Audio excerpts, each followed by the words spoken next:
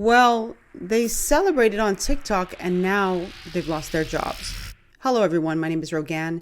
This is the This Baby Gal podcast. On my platform, I do social commentary and reaction videos. I encourage my audience to have private conversations in public. Thank you so much to all of my new viewers and followers. Let's just get right into today's video. You know what never ceases to amaze me? People's hypocrisy. How folks can criticize a man for free speech, cheer, applaud, make fun of a man when he is shot live on television. They have no issue with that. It's their free speech, right, to do that.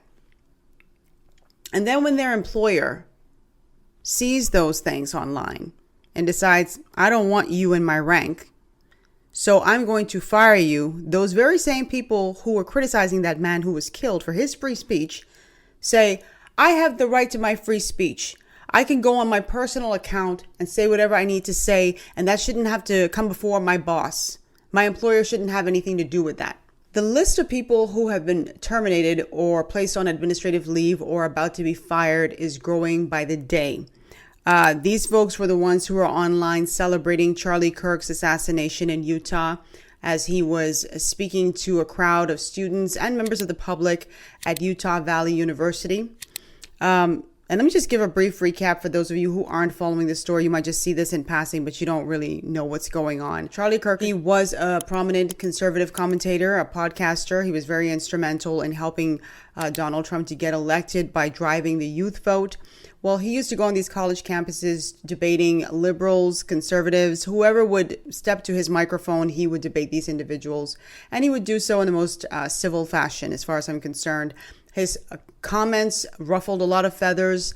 He has said some things that I deem to be inappropriate at times, but those were his opinions. Those were his beliefs, and he is entitled to them, or he was entitled to them. So in the middle of answering a question, he was shot about 200 yards away in his neck. Now, experts say that that shot hit him in the carotid artery, and it caused him to bleed out right there on stage. Now, one would think that something so heinous, so gruesome, so disgusting, all the adjectives you could think of would draw like nationwide condemnation, but it didn't. You had some people who were celebrating his death, some who were screenshotting it and sending it out. People were posting it on social media, on Facebook. So you would have just been scrolling. You could have passed a video with kittens making someone laugh, and then the next video that you saw was Charlie Kirk taking his final moments. So now they have a suspect, a 22-year-old in custody. His name is Tyler Robinson, and it was his father who actually encouraged him to turn himself in after police had released, or the FBI had released stills or captures from surveillance footage in the area. So I hope you're brought up to speed on that. And the crazy thing is, you would think that the killing itself would have been the thing dominating headlines, and it is to an extent. But what's also dominating headlines is the number of people who are going online and celebrating this moment. And this is having real life consequences, career consequences for these individuals who are now being placed on administrative leave, who are now being fired. So let me just share some of the names of the people who were either fired or disciplined for their pronouncements online. Most famously was Matthew Dode. He's an MSNBC analyst, or he was. And his comments suggested that Kirk's rhetoric might have contributed to the environment that led to the shooting. A lot of people were appalled by his statements. I happen to be one of them. And I remember someone came into my comment section and they said, it really is akin to someone blaming a woman for being sexually assaulted because she wore a certain outfit. And I was like, I agree with that 100%, because it doesn't matter what he said. It doesn't matter what he said. It should not have resulted in violence. And so I was not pleased with that, but they fired him.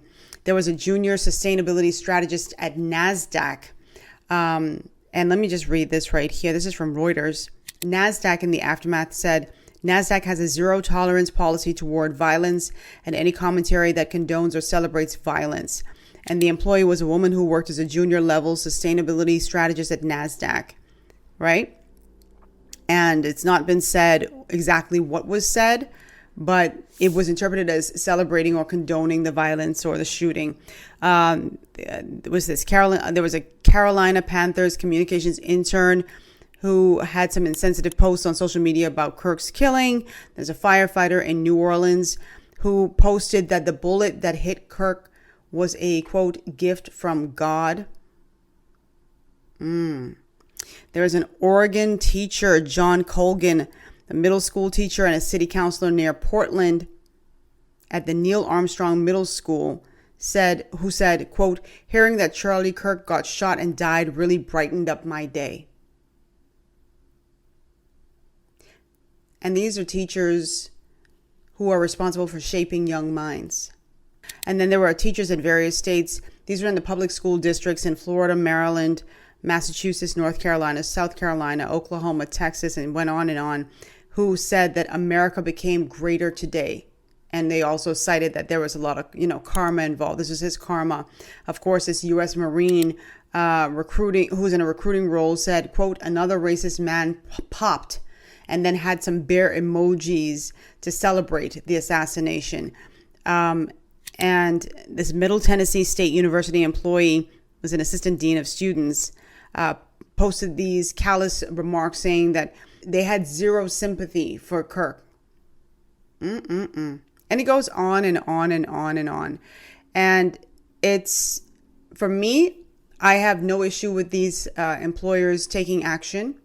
For the folks who are like, oh, well, that's unfair because that's these people's right to free speech. Again, the hypocrisy. You want us to feel sorry for people who went online to celebrate a man's demise? He got fired on and killed, and you got fired, and you can get another job. But you want people to feel sorry for you. That's not how it works.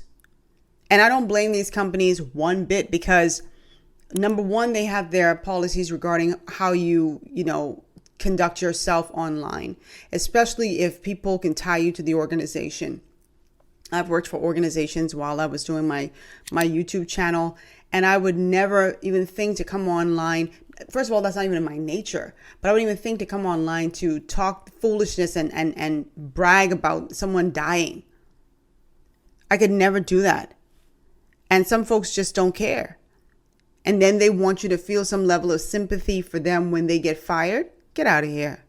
So now that these folks have been fired, you have individuals online running scared, trying to clean up their social media posts like, let me go ahead and delete that so-and-so. Let me move this or whatever, because now they don't want to be fired. They don't want to face the consequences of their actions and their words. They were okay with someone firing on someone for their words. And now they are in fear of being fired, are quickly backtracking or deleting things or saying it's not fair for them to be terminated. Well, there's not one company out here who is foolish enough to keep someone in their ranks who's going to bring negative attention their way. I do social media. A lot of people do social media content and they're very respectful. But especially if you are a teacher where you're shaping young minds, B, in a very high profile position, you especially have to be even more careful when you're doing that stuff. And even if you're working a regular job, you should still be careful, because if that's your livelihood, if that's your bread and butter, you need to treat it as such. And don't get so caught up in just like the mob mentality. And furthermore, for those individuals who are like, oh, I would sue the employer. Well, the employer has the right to fire you based on your off-duty conduct. If you want the right to do whatever you want and say whatever you want, then go and start your own business. But if it were my business and my employee were doing that, you got to be kidding me. Because number one, I don't want a psychopath working for me. And number two, morally, you're not aligned with me. If you could go online and celebrate that sort of stuff, I could never feel comfortable with that off of a difference of opinion. Now we have these social media posts are being flagged by Instagram and YouTube, as they should be. And as a matter of fact, I think that they should be not only taking down that video. There are some of you who were in my comment the last time who said you wish people would see it. And I understood where you were coming from. You were like, so people could see how heinous it is. But you don't need to see it. You don't need to see it. Where's my New York Post paper? One thing I could say, they always got a funny headline, or like a witty headline. I'm just gonna hold this up. I saw this when I was inside Walgreens the other day, and I had to get it. It says, "Crass acts, hate-filled lefties, including school teachers, celebrate Charlie Kirk's assassination." I hope you guys can see that. Right? You see that?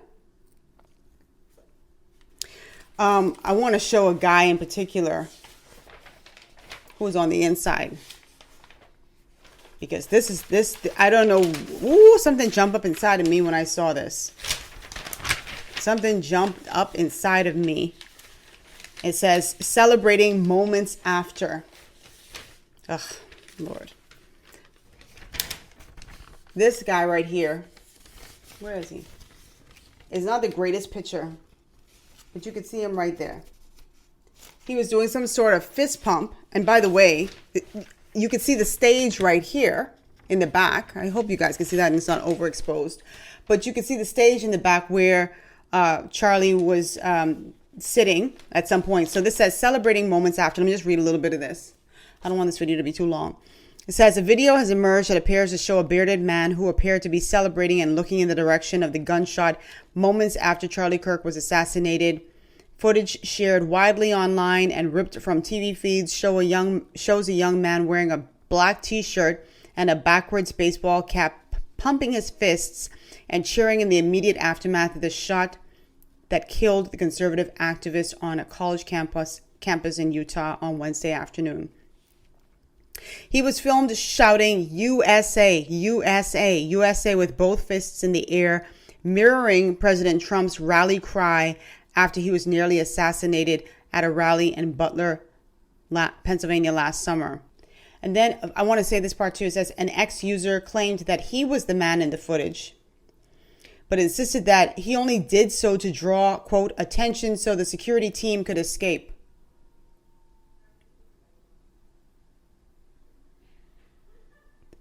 What? Everybody trying to come up with their little way to back out of this now, because now the dust is settling and it's having real life consequences for them. You were pumping your hands in the air and saying USA, USA, USA. And now you're saying that you only did it to draw attention to you so that the security team could escape? Boy, bye. Then he says, "There is a lot of rage directed at me, but I promise you'll understand when I speak, and I eagerly await a return to silence.